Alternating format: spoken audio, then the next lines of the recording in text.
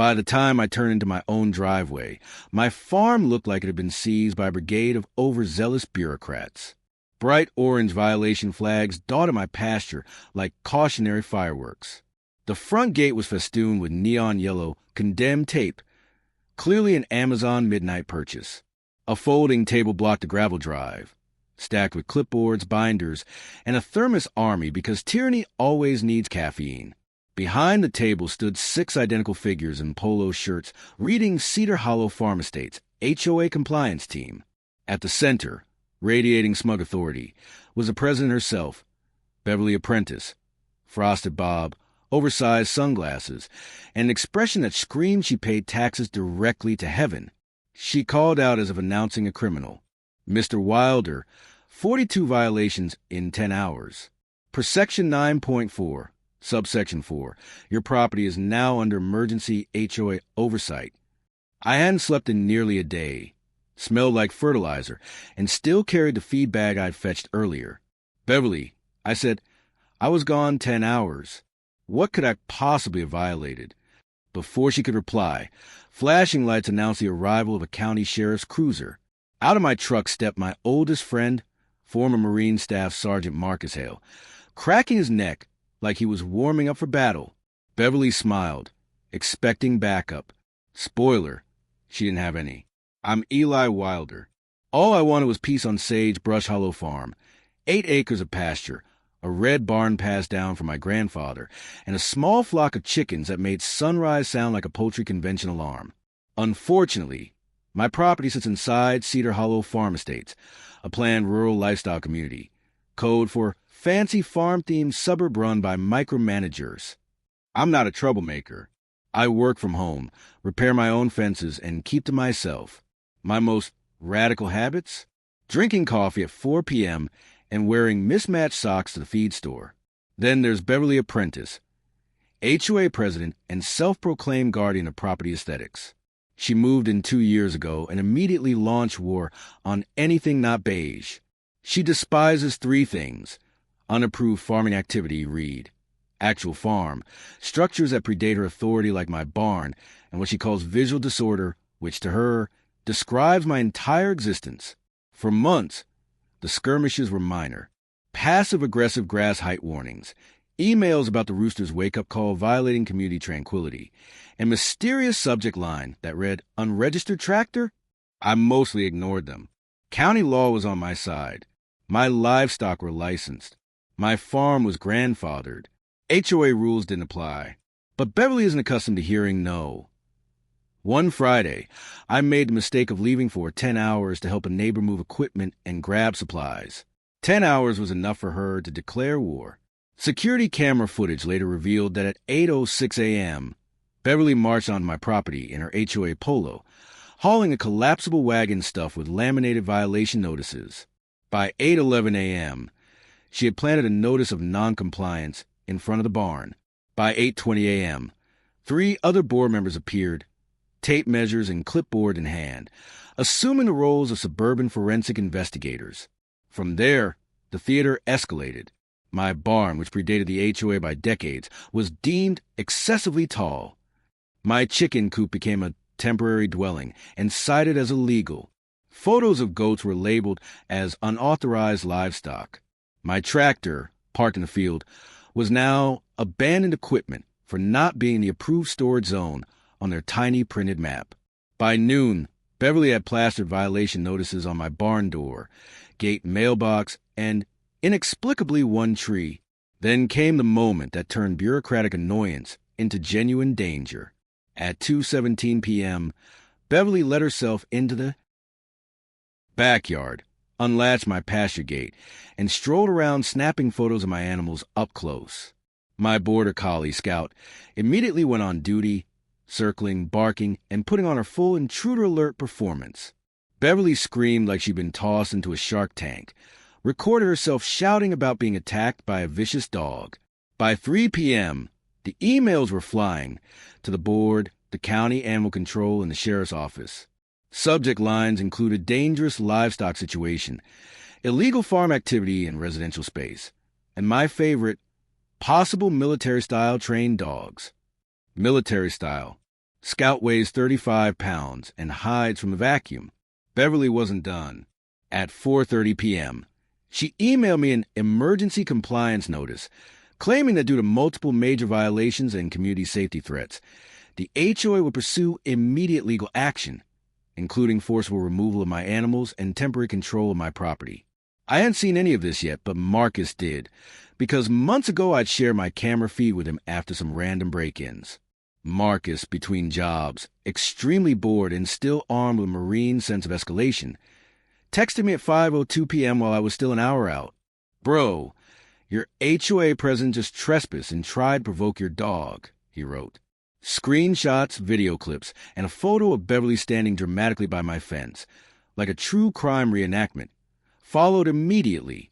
When he called, his tone was serious. "Eli, she stepped into your pasture, provoked Scout on camera, and has falsified reports to the county. That's criminal harassment and filing false claims. You realize that, right? I'm not confrontational. Marcus is. He used to confront people professionally in desert war zones." He asked if I was heading back. "Yeah, just hit the highway." I told him. "Good," he said. "Don't talk to anyone when you get there. I'll meet you, and I'm calling the sheriff myself." Marcus knew a deputy through a veterans outreach program. He called him, calmly explaining that the HOA was trespassing on private, grandfathered agricultural property and submitting false emergency reports. By the time I pulled into Sagebrush Hollow, the sheriff's cruiser was already on scene. What I didn't expect was a spectacle. Beverly had gone full coup d'etat. A folding table labeled Emergency Compliance Station stood in the driveway. A portable banner proclaimed Cedar Hollow, safe, orderly, HOA lead. Orange cones blocked access. Temporary condemnation tape covered my gate like a fire marshal's nightmare. 2 board members were stationed beside her, holding binders like bureaucratic sentinels. As I parked on the road, Marcus pulled up behind the cruiser. He stepped out in jeans, boots, and a faded Marine Corps t-shirt, carrying a manila folder.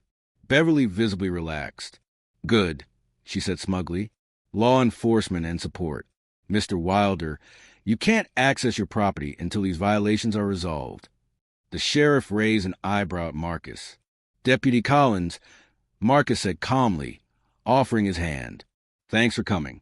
I have time-stamped footage of trespassing, property tampering, and false reports about a dog attack. Thought you'd want to see it before this escalates." Beverly's smile faltered. "Excuse me," she snapped. "I am the HOA president. I summoned law enforcement because this man refuses to follow regulations, endangering our community." Deputy Collins sighed, the sigh of a man who'd seen too much small-town drama. "Ma'am," he said, "HOA rules don't override county, state, or federal law. First question, did you or did you not enter his fenced property without permission?" "I am authorized," she said indignantly. "Emergency powers as HOA president. It's in the bylaws section." "Ma'am," Collins cut her off, "that's not how emergency powers work." Marcus smiled slightly, opened the folder with a crisp thought, and said, "Let me walk you through the timeline." And that's when everything shifted. Inside that folder were printed stills documenting my security footage with timestamps, copies of county codes for agricultural exemptions, the original deed and grandfathered use documents we'd scanned years ago, and screenshots of Beverly's email sent to me and CC'd across half the county, all legally obtained from my inbox. Marcus walked Deputy Collins through it like a military briefing. 9:13. HOA president steps through the closed fence into a restricted animal area. Property clearly posted as private. No emergency. 9:15. Dog approaches, barking, no contact. 9:16. HOA president begins filming herself, claiming she's under attack. He flipped to another page. Here's county code. Livestock and working dogs are allowed on agricultural land, and trespassers assume the risk. Here's the exemption for barns and coops built before the HOA existed. Then came the real bombshell. Her emails to the county and sheriff claiming ongoing animal attacks and unlicensed dangerous livestock. Clearly false. Collins' expression hardened with every page. "Mr. Wilder," he said, turning to me. "Did you authorize any HOA representative to enter your property today?" "No, sir," I said. I didn't even know this was happening until my friend called. I was in town helping a neighbor move equipment. Beverly scoffed. "This is outrageous. We are simply enforcing community standards." Collins looked at her over the folder. "Ma'am, you trespassed. Then you made false emergency claims. Then you try to tape off this man's gate like county enforcement. That's impersonation at best. At worst, harassment and abuse of emergency services." Her face went pale, then bright red. "You can't talk to me like that. I'm an elected official of this community. You're the president of a volunteer homeowners association." Collins said flatly, "That's not the same thing." Marcus raised a finger politely. "Also, she's declared emergency seizure of his property in this email. That's not legal anywhere." Collins nodded slowly. Then, like a referee finally ejecting a player, he stepped forward. "Ma'am, remove the tape, move the cones off his driveway, and step off his property. Right now." "I will do no such thing," she started. "If you don't," Collins continued, "I will document this as ongoing trespass and obstruction. I strongly suggest compliance." The board members suddenly discovered urgent business elsewhere and melted away, leaving Beverly alone at her plastic command center. For the first time, she looked less like a queen and more like someone who'd lost the plot. Marcus turned to me. "Eli, go ahead. Open your gate," he said. "You're going home." And just like that, the power flipped. I walked to my gate, tore down the fake condemnation tape, and unlocked it. The tape snapped and fluttered onto Beverly's station. Scout barked happily from the yard, tail wagging. "Vicious military dog," Marcus muttered. "Absolutely terrifying." Collins finished taking statements while I let Scout out. She ran to Marcus, rolled on her back, and begged for belly rubs. "Fearsome," Collins said dryly. Beverly, realizing the narrative was slipping, tried one last maneuver. "This man is abusing the system," she shrieked. "He's weaponizing his friend and law enforcement against the HOA. I will have his animals removed. I will have his property reassessed. I will—" "Ma'am," Collins interrupted. "Stop talking.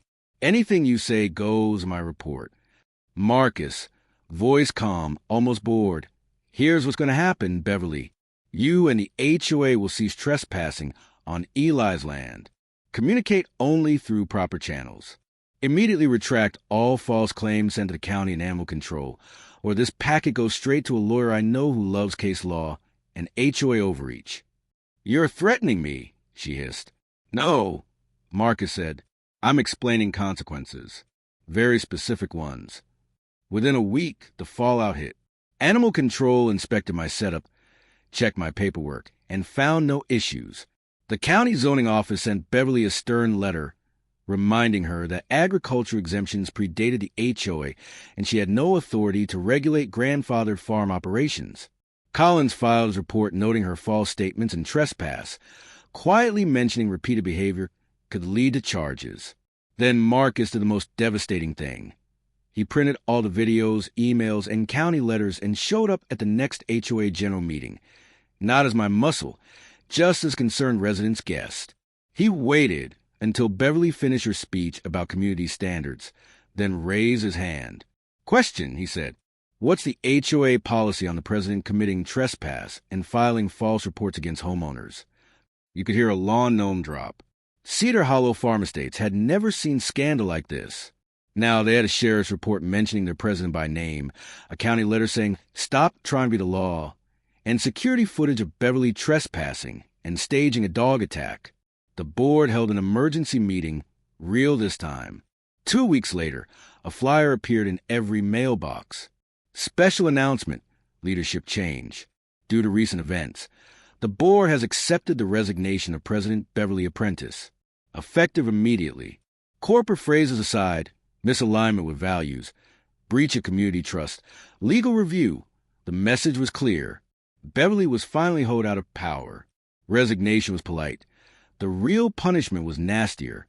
She was barred from any HOA position, formally reprimanded for filing false reports, Fined $2,500 for wasting law enforcement resources, and her insurance premium spiked. When the secretary read the fine, Beverly's face went white, then red, then white again. $2,500, she repeated, voice shaking, for enforcing standards for doing my job. The room was silent. No defense. No eye contact. Hands trembling, clutching her binder, she muttered, "This is a witch hunt." Voice cracking. The board chair simply moved to the next item. Beverly Apprentice, former HOA president and self-appointed property value guardian, walked out for the last time,